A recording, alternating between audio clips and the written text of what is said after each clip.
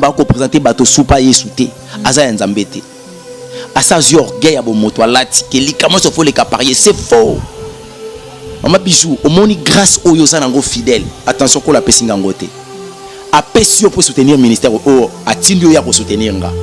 Dieu m'a donné le ministère et la vision, mais provision et vision nanga apesi bato ba pembe nanga pour ba soutenir nga. C'est pas dit que Dieu se faut les caparanga. Qui suis-je? Non, c'est l'orgueil, baba païen. Pas passe-temps. Dans l'église, l'église il faut la réformer. Quand on a 3 jours, maombe comment le consulter maman libumunaye, moi bilo reza kune komi maboko zo lekale. Mama bato. Na ko banga. Na libo mama bato, ozo simba mama bato. Attends la langue éducation, éducationnelle sur le plan éducationnel Mama Bijou. Okoma bongo ndeni. Bango bako. Mais c'est sont mal éduqués. Toucher la femme d'autrui comme ça. Ils ont d'abord problème, il y a éducation. D'aider. Eux pensent qu'ils ont ce qu'on appelle l'autorité spirituelle. Tu peux toucher tout le monde et partout. Des bons bako relaxa bango pe kuna ko banaza malade soka yeli boso docteur amitika kayepa komitika biso za kabaminga nga molimo ya nzoto te mandona no bakenda peti na nzoto bandona ngati bandona nga bazwali banzema batena misala ba serviteur ba serviteur ya soki ya satana ya Yesu te pour soko za pena mosali ya Yesu. Mama Bijou omoni ya izana lo moto obosana tango obenga moto mosali ya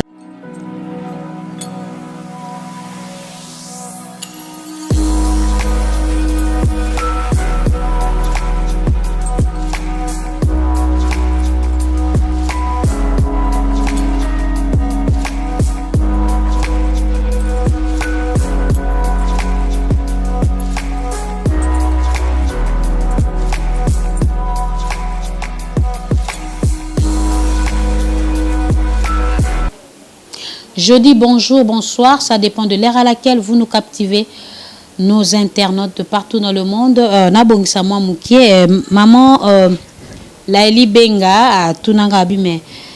Maman Bijou, le baka mingi captivé, donc cela veut dire captiver dans le baka, c'est attirer votre attention. So koti, olukoye ba signification nango, donc je veux attirer l'attention de nos internautes de partout dans le monde, la valeur sur dans le Seigneur, Alinga Abino mingi vraiment. Apportera bino na motema Maison du Pain TV ezali wana pona ko satisfaire bino na ba vidéo ya malamu ya mboto kota vraiment na masona biso parce que sujet to koloba ya lelo ezali prier sans cesse moto na moto ana compréhension na ndenge na ye prier sans cesse to kepe na mozindo e ko boma mabala bato mosusu bolobi problème so ko mituna la valeur sur dans le Seigneur olobi be po anini meto ko solango elongo na l'évangéliste boyebi epé nde na bongo boko comprendre pourquoi à la valeur sur alobi propos wana. Alors na pesimbote na balandi nyonso na moni communauté congolaise ba diaspora na biso mokili mobimba vraiment na lingara bino ya un abonné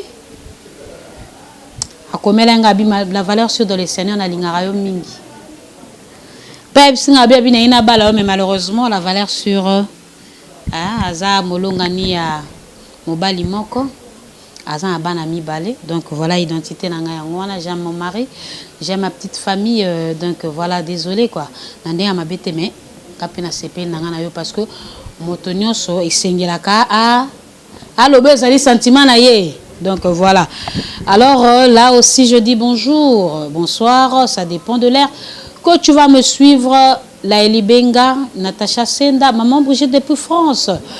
Na lingara yo pe mingi kande yo linganga mingi vraiment nazo zela bapel na yo parce que m'avait déjà dit que tu vas m'appeler. Eh ben je suis là, je suis patiente nazo zela mokolo ko benga ngai et je vois aussi le couple Simon Kivoloka vraiment avec sa femme légitime maman prophétesse maman Albertine vraiment la lingara bino mingi nzambe na ngazala nzambe na bino na sepelaka bino makasi na ki États-Unis. Na moni lisusu mbote na yo Pamela États-Unis Pamela Moza Okuji je te salue Amani Bongo également aux États-Unis je te salue Alors, bafungo na biso plateau, to yambo ezali invité na biso. Bonjour l'homme de Dieu. Bonjour maman Bijou. Bonjour madame. Ngolwanzambe ça va et zipi biso kimia. Koloba na fier. Nazwa yote. Ya solo. Bon, on est entre parenthèses, ambiance à plateau. Alors, soko kamba biso na prière ya moto banda masolo na biso. Éternel Dieu, Jésus-Christ de Nazareth, nous te bénissons parce que tu es bon. Père éternel, grand Dieu, je laisse ce moment entre tes saintes mains, du début jusqu'à la fin, que ta gloire, Seigneur, ait couvrir biso. Otokolobe za la pona kembo na yonkolo yesu oya yote, et la mosika par le nom puissant de Jésus-Christ, nous avons su prier. Amen. Amen. Oui, en tout cas, papa, toi qui es comme la mort dans ma solo. Priez sans cesse. C'est la Bible qui les recommande. Mais quand on peut expliquer parce que il y a confusion. Na bam pas topé bandim. Ba ko e baté prier sans cesse sango. Et ça tongo midi pourquoi tu rola na butu. Ozaka ko bonde la point d'interrogation. Prier sans cesse wana eko boma pe ma balle belé. Parce que lelo oyo bandeko basi surtout ba biso ba mama to akana ba excès des ailes na mamba nzambe to kota ka to zindaka oui. Mais lelo e komi cause ya libaku surtout na basi ya mabala. De haut et lobby pasteur na ye eza alléluia amen. Mais akobosa na kena kati ya makomi et lobby femmes soyez soumises à vos maris comme l'église eza soumis à Kolo Yesu. Mais apparemment soumission na mibali et comme il passe mais soumission na dadi alléluia amen. Mais quand on peut kolimbo la biso par rapport na mayoyo touti kolobao. Merci beaucoup maman Bijou. Quand on parle de l'un verset biblique lobi, priez sans cesse. Prier sans cesse et lingi ezali langage qui ezali kodoté moto la vie de prière. Ça signifie la prière doit être ta vie. Mais lingi lo baté ko bano sambela banda tongo tipo ko lobi na tongo zo sambela tipo ko non, c'est pas ça. Mais la prière ça doit être ta vie. Donc à chaque fois tu auras une occasion pour la prière, il faut prier. À chaque fois tu seras devant des circonstances oyo au mon clarté tu dois prier. À chaque fois tu veux poser un acte. Kolingami mingi za la volonté na yote, za la volonté en Nzambe. Alors pour za la volonté en Nzambe, il faut soumettre acte wana et pas en Nzambe. C'est dans ce sens et c'est dans ce contexte que la pensée divine est linga keloba. Parce que la Bible dit que chaque chose a son temps. Il y a un temps de prier. À un moment, il y a un temps de repos. Il y a un temps de manger. Il y a un temps de plaire. Dans la Bible, il y a un temps de plairer. Un mot de fourré là. Un mot de photo seka. Donc même si on moni koleleye na vie na yo, patienter parce qu'il serait pe kozala. On est dans des temps ya kolela yango zolela. Donc temps ya lo sambo pe ezali. Mais c'est pas que à chaque fois que moto faut amitika na kati sa profondeur ya prière, aza sunelo muso sa ta par la prière. C'est faux. Il y a une chose qui est vraie. Ezanini, eza que même nenza babenga rabiso. Nous on a reçu ce qu'on appelle l'appel au ministère et puis l'appel au salut. Et on a bato babenga mapo na lola. Et on a bato babenga mapo na lotomo. Et après on a bato babenga mapo na lotomo pepo na lola. Exemple dans la Bible ba Pierre. Pierre a qui appelle au ministère apostolique et a benga mapo na lola. Mais Judas Iscariote a appelle juste au ministère, mais l'appel au salaire qui était un moment à lola. Si on a quatre appels au ministère, il y a des hommes ou des personnes où on a benga na temps plein, na baton kolo benga na temps partiel. Ça signifie tu es là, tu dois faire l'œuvre de l'Éternel, mais après ça yo pe mosala mosusu fo sala, excepté mosala na ye. Donc il faut ya kanilanga na ye, o sali mosala na ye, o ki ko sala mosala mosusu. Par exemple a benga yo, o sala motei. Mais après ça, on peut le cabo ya commerce. Ça signifie il faut que nous travailler na commerce na yo. Commerce na yo et kobanda ko fuluka par rapport à ba résultat au yo pesa na musala nzambe. Très bien. Mais ça question moko yenga iwana. Alors pourquoi nzambe ebe ko kabela temps plein na temps partiel? parce que bateau aponaki na temps plein pour baba fainéant to ndengeni. Non, baba fainéanté. Ça signifie bango vieza consacré, baza pena lora ba souverain sacrificateur. Baza wana juste pour kutumba mbeka. Baza consacré. Vina bango mobimba kaka na kati ya tempelo. Ça signifie na kati ya elanga na nzambe ya obima te. Siko bandeko ba obima, ba okende kozwa po ba ya ko nourrir bato ba na kati ya temple. Donc ba levi, ba lewi. Netinga. Ngakola bien na temple. Kola pekisa misala tout. Bandeko ba yebi, je travaille, on me paye $1000. Mais kola bitika sa elanga. Na bando sa bakal ki na bité aux milieu mabe. Parce que bien le binanga celui qui ne travaille pas il n'a pas droit à manger. Si ko nga rien ouais milieu mabe. Nga ko fana dépendre ba bonzate, c'est impossible. Par rapport à les atouts que Dieu m'a donné la connaissance, l'intelligence, la force, l'énergie. Donc je peux aussi faire mieux et puis je me retrouve. Mais Néo s'est retrouvé qu'il n'a parmi bateau bengama juste kaka na musala nkolo. Si ko bande ko bengami na kati ya musala nkolo, mais na temps partiel. Ce qu'a commis au travail na temps plein, à risquer, à côté à l'eau, mais na mabela koufi pauvre. Parce que yo bénéfice na yo na kati ya temple te. Et à libanda tempelo na musala mususu. Parce que bateau penko la bengi na temps plein, ce qu'a base andi ko kende ko travail na temps partiel. C'est fini à commis na problème. Parce que tant au fait qu'il y a que ba amia ko luka mbongo, a aussi problème dans Zambie. Vous comprenez? Alors on a quatre appels du ministère moto fo ayeba abengama na lolenge nini. À partir ya wana sikoyo prier sans cesse aussi. Et un bateau ba bengama ki faut ko sambela. Mais ba sambela ka liboso na Nzambe avec il faut ça là na ou bengaka ba raison, la conscience, l'objectif est de pousser na présence en Nzambe. Parce que comme en Nzambe batanga ngo pa pambati. Izate ko fano fandi Yahweh yeso yo ngonga vina ngai ko beta mokolo nini livre la vina ngai komi na page nini tata otuna e soka ebiso ke tikali 10 ans pour na sala fono ko simbama e ko kweyati. Donc prier sans cesse, ça signifie la vie là de prière, ça doit être ta vie. Mais il faut au priaka d'une manière ou d'une autre par rapport à la gestion et à temps on la pesio. Soka bengio la prière kende lo sambo. Soki pa bengio te yo moko ki posa oposa la présence na ekende. Mais si ko tango na okelo moko o meka ko épinglé to pe ko beta moi c'était ya ko loba ke lelo basia mabala ba komi ko détruire mabala à cause ya prière. Mama soki lo sambo komi ko détruire libala, attention. Soit libala wana ezaki Nzambe te, soit moi soit na osambela mabe. Topé esika osambela pour le sambo e bomakate. Et le sambo ya ko panza libala te. Et surtout que un mariage est une institution divine où et outil et pas Nzambe. Maman muta ko saote libala ezali la chose que Dieu aime sur la terre. Et ça moko un ministère réservé pour na lola mariage. Parce que raison ya mariage ezali ceux qui battent la volonté parfaite de Dieu, bakobota ba juste ende bazo constituer la famille de Dieu sur la terre. Yango nzamba linga mariage ba protéger kango.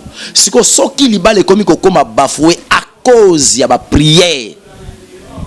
Ça signifie to fandi to lali to lamuki na lobito organiser séminaire il y a 30 jours.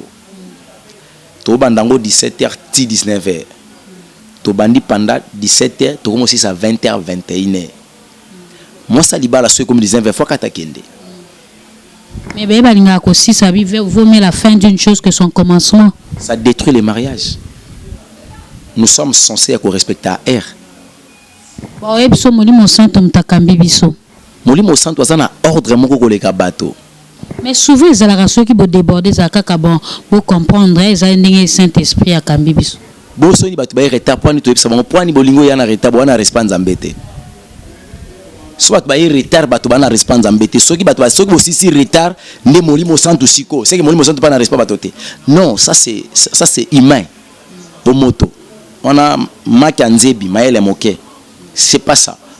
Éternel Dieu Jésus-Christ de Nazareth, il est le maître des temps et des circonstances. Quand on parle le maître des temps, ça signifie il sait gérer les temps. Soko yebisi de 17h à 19h. Yeba ke na lola après 19h le reste bo sala ya zate. Asa kendaki. Ah bon? Mamu c'est silaki. Moni ke bien bwana devoir bwana musala makasi. Boza vraiment na musala makasi ya ko kamba bapate parce que quelque part bino mo peka boko bungisa biso parce que ce qu'on koloba que non dépasser l'heure parce que il y a à mettre à temps et à circonstance mais dépasser l'heure et on a ce que les kinde boyo kanaki amta ordre donc so bo déborder pour pasteur boyo ça que non nous allons molimo santa kambi biso zala concentré zala branché si quoi information ngwani sango malamu yango eye que après l'heure convenue entre l'homme et son Dieu Maman Bijou Zambakei. Donc il y a deux que tolobi torbanda 17h30 tant que tu commis 17h30 Éternel Dieu envoie un ange oyo ayaka juste à ça là 15 minutes à copier sa rapport. So pasteur na bino yaka na 16e minute nzamba contacter ka yaki prière. Bon, zene absent. Badadi bakota kapo batu bamona ye. Akota libosa nzamba ya église te. Et comment attendre surtout na bat ba comme belé kuna. Bino bozoko nyokwa makuna na adoration bozoko nyokwa ma modérateur azoko toka. Ya vainena na bureau. Pe bureau ngo za musika te zaka na église. Aza absent libosa nzambe. Tant ange wana qui a pris rapport, il y a nombre de personnes bayaki. Seigneur envoyera un deuxième ange. Oyakoyako aider bango na service 19h. Neboyo kanai. Ce qui 19h zaki 19h30 et que 19h30 est bêti. To comment 19h31 ange azongi. À cause ça la rapport que tosili ici. Oetikali maramwana na yebi angote. Yango moni motofo ayeba ko respecter nzambe. La vie chrétienne est tellement difficile. Donc faut biso to bongisa elongo na ba fidèle. Sikoyo moi ça libala avant abimana ndako na ye, il faut arranger ndako. Il faut acha kimia ndako na ye. Soki mobali na ye ayebisi maman, je veux que tokenda feti ntekete oya batamokili. Oya li conjugal. Basa feti. Maman bandi ko katela tata lingala ke naza na maombi. Yaya ebaki maombi na yo et risquer les kate et pankolo. Soki oyebi kozana ba prière papa zala ki informé te yebisa. Non chérie, naza ba prière mon sala ya 3 jours. Dans la banda ki angolelo sala ngangolu na sili sa prière na zanango. Et tala ba sujet na matin nango na trône. D'ailleurs, ce que tu as excusé, il fallait qu'il m'informe, je t'informe, soutenir na batan oyo bando sala libre, soutenir la prière. Après 3 jours, nazaya yo. Liana yo ya kokalinga ya kotumba ya kotokisa ndeka omoni. Bien on a comme ça monde. Pour akangi motema 3e jour ezayé. OK. Asa na ondenga lingi. Donc c'est ça. C'est ça. Donc mais sois zakete tu me dérange yo yebite ke na lo sambo déjà wana kutona pour ça molimote l'éducation est comme ikoloba que la femme n'est pas éduquée parce que quand on parle de la soumission de la femme ça fait partie du respect. Quand on parle de la soumission d'une femme ça fait partie de l'amour. On peut se soumettre à une autorité si on reconnaît que c'est une autorité. So moi ça se soumettre à mobalité, il n'a jamais reconnu qu'à mobali. Il ne connaît pas le vertu et le valeur de son mari. Ni moi encore de son mariage. Voilà, c'est un problème, il y a soumission. Alors l'homme maintenant, le col à maître, si qu'on maître na linga le lingolo bane, molakisi. Faut là que ça c'est comme moi si ndeni face se soumettre. Maître lingi kolobate autorité kakate. Tu as l'autorité parce que yonde moto kambaye. Parce que loko za molakisi. Autorité nous a loko molakisi. La kisa yesiko o esengeli. Ce qui moi ça zo continuer que demeurer dans le mal, c'est parce que yo la kisi bola monter. Et moi j'en pense que à ce niveau-là, il y aura une bonne compréhension. Alors bostra ce qui bostra. Yepe ba plainte na eza makasi batata ba ko mitungisa makasi parce que modèle na ete sona robenga ngoni ni modèle a conditionner ba maman prier sans cesse ezoye banate prière ngo soke bandi ata papa linga akota fête maman so sa boya surtout que maman za mbetu te asa bendani so na cuisine soki côté nini na pièce moko andaku po à ça la prière en ligne. Non, c'est pas ça. Okoki jamais créer conflit après que Lukanzambe. Quand Dieu a zoyambaka biso na présence na ye, ayambaka biso lokwa batote, ayambaka biso lokwa maloba. Maloba to loba kana lo sambo ndeke ndako représenter biso liboso na Nzambe. Siko moto azotinda lilobeza lokwa za ko offrir na Nzambe, opesa na Nzambe. Problème en Nzambe zalaka offrande de tezalaka moto aye ko offrir. La personne qui vient offrir, si il le dîne devant Dieu, l'offrande n'est comme il dîne. Yango moni, Bible zolo banabiso, éternel Dieu jetant un regard favorable à Abel et à son offrande. Donc il n'a pas jeté un regard favorable à l'offrande d'Abel. Il a commencé à jeter un regard favorable. Donc atala ki Abel d'une manière favorable, yango agréé offrande nae. Siko yo moto oyo ke ne kofri soki o ana problème de kono bomba no libonza. Donc maloba na yo za ko ya ko tombolela ngo Nzambe tala lolemo na yo selon Jacques chapitre 3 verset 6 na kotanga. Tanga ngo papa. Mon déjà ba kosa biso sini kuna. Pas jires moi matière eza ko sunga pe biso so moi matière eza. To fongola ngo na moi mozindo. Jacques chapitre 3 verset 6 non suka na 8 na tanga na kombo na Yesu Christ. La langue aussi est un fait. C'est le monde de l'iniquité. Vous imaginez lolemo eza moto pesa mokili ya masumu. Siko tala monoko oyo ngeba no tombola Nzambe mamutu répondre mobaye na. Mais maloba wana monoko wana ya mabelo lemo wana ya salité ya nyoka oyo uti ko verser moto mal liboso na Nzambe ato tomboli esuki ka wana. C'est un fait. C'est la parole de Dieu. C'est le monde de l'iniquité. La langue est placée parmi nos membres, suivant tous les corps. Donc, tango kako oyebi ko yano la mobilité, ko répondre de côté, ko yeba ko lobate liboso ya bato, ozo bisa maloba ozo panza bato, yeba ke osesuye corps mobimba, tout ton corps. Ngo fo mi batela. Na lo lengi ya ko répondre. Ko sambela ekoki ko panzate. Lo sambo e panzaka bato mabe. Na misana bango. Lo sambo ko panza bato te bafandi na kati ya bolingo. Et puis na kati ya libala. Donc bostra ezo memo baninga na nenga biente.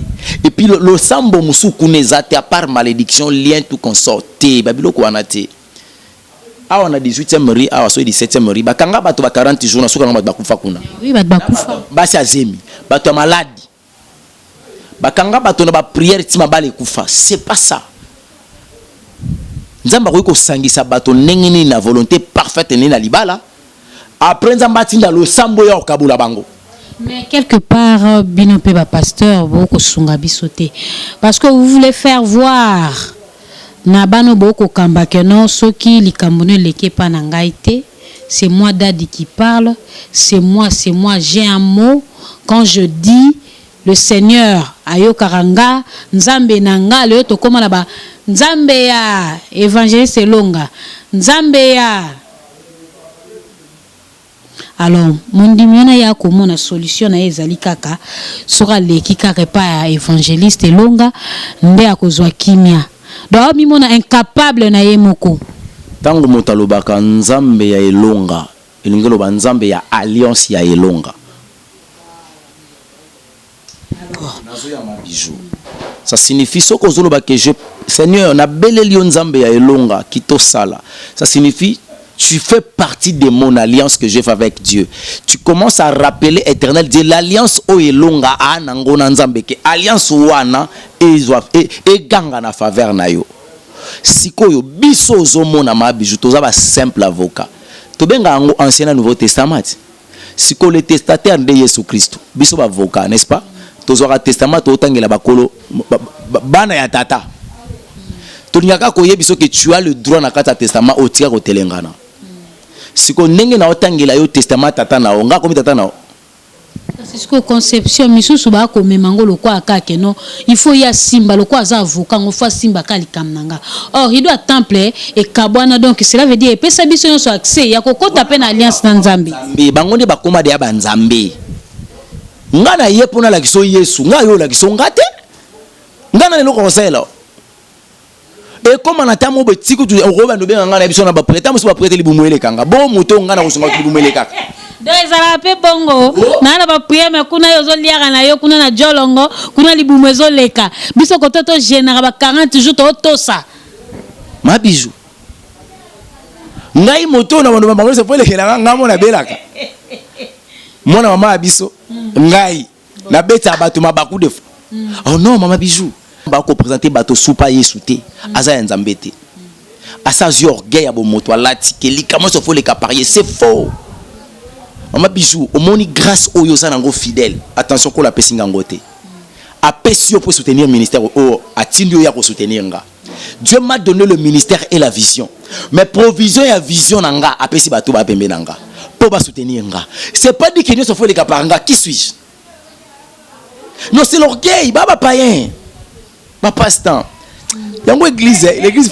il faut la réformer quand on a 3 jours maombe comme luko consulter maman libumu na ye moi biloko eza kune komi maboko zo lekale mama bato na ko banga na libumu mama bato ozo simba mama bato attends na ndenge éducation éducationnelle sur le plan éducationnel mama bijou okoma bongo ndeni bango bakoma les élèves qui sont mal éduqués.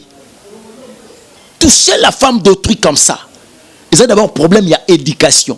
Dédé, eux pensent qu'ils ont ce qu'on appelle l'autorité spirituelle. Tu peux toucher tout le monde et partout. Que toi. Des bons bako relaxa bango. Bango pe kuna ko banaza malade. Malade soka yeli boso docteur amitika kayepa ko mitika. Biso za kabaminga ngamolimo ya nzoto te. Mandona no bakenda peti na nzoto. Bande onanga te. Bande onanga bazwali banze bachana misala. Ba serviteur. Ba serviteur. Ya ceux qui a Satan. Ya Yesu te. Pour ce qu'on s'appelle mosali ya Yesu. Mama bijou. Omoni ya izana lo moto obosana. Tango obenga moto mosali ya Nzambe. Elingi koloba asala misala pona Nzambe. Pona yete. Soki nazwi mwana mosala na ndako nanga. A mosali nanga awasa misala yanga ya yete ezape pona yete ya pona nga donc soki nga na komi mosali ya Nzambe fona sala mosala ya Nzambe pona Nzambe siko na kati ya mosala ngo ayebisi nga kende luka bato boye tango kokoma okokuta moto moso azobela zwa kisi oyo pesa ye na kombo na nga obika donc yo kuna ozate oze loko te ma bijou na biso bato ba kowelela ka makambo kozwa ke sika ya Nzambe za bato basi babunga baleka mu tala ya yoka no yebiso des choses to comme il attend de la fin ya ngomoni mabezo mata kaka libala lo sambe ko boma libala te soki tata komi ko telemela yo na libala na pardon na lo sambo à tout moment mais quand on vérifier est-ce que tu gères bien ta maison il faut faire la part des choses. Il faut faire la part des choses. Tu ne peux jamais sacrifier le lit conjugal, le mariage, la maison. Ndakono libala à cause de la prière. Non, c'est faux. Akoye bisoba na basi bakoli mo liboso na comment occuper bilamba papa kolamba. Kasi papa bala ki mona liboso. Siko mama lo samba ngoko sa ya nyokata ka balien. Bongo Romains chapitre 8 premier verset Bible zolo bana biso que maintenant il y a aucune condamnation pour ceux qui sont à Jésus-Christ. Yona yesu no mona na te. Ya za makasta mabondeli ako bondela pour bitumbeza ngambo famille na ye famille ya mobali na ye lukia protéger bana na ye donc akoti lo sambo bino kuna botala azoka ko orienter to pe ko coordonner makambo à distance. Non, c'est faux. Lo sambo na yo tende zo lobaki yango ndezo batela yo. Yesu abatela rabiso te parce que poto sambela. Parce que dans le sambo to yebisaka ye lingo bakto pesa ke ordre asa ela biso te. Soko ke otanga Deutéronome chapitre 28 7e verset. Alobis na première verset alobis si tu obéis à la voix de l'Éternel et tu mets en pratique tous ces commandements que je t'ai prescrits aujourd'hui. Dans cet alobis je te donnerai la victoire devant tous tes ennemis. Et l'occasion mais ma victoire c'est l'obéissance de la parole de l'Éternel, c'est pas ta prière. Or la carte obéissance à l'Ilobanza mais ali femme soyez soumise. Tu as perdu la soumission. Donc ça signifie que tu es désobéissante. Ato sambeli. Tinezate. Donc il y a un problème. Il y a l'élo ezali bato ba sambela na émotion. Or libo so nzambe ba yaka na émotion te. Ça signifie ba yaka na perte, ba yaka na joie te, ba yaka na tristesse te, ba yaka na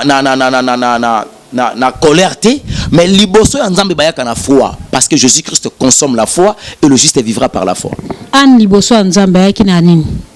En tango ayaka na tristesse. Tant la émotion. Ayoba que sa tristesse ayaki lokwa sentiment na ye. Akoma kolela tia komi ko remuer.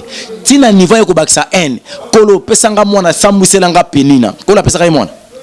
Mais mokolo o ana changé pour biso ko pesinga samo, pesinga mwana ozongisela yoye. Nzamba trouva qu'intérêt. Le sambo ekoma ki a conviction. Nde kola pesa ki. Kolo soka pesa ana mwana. C'est pas parce que Anne a mandé kolela. C'est pas parce que Anne a vendu au fan à temple. C'est parce que Anne a sala qui alliance dans le sambo na nzambe. C'est ça.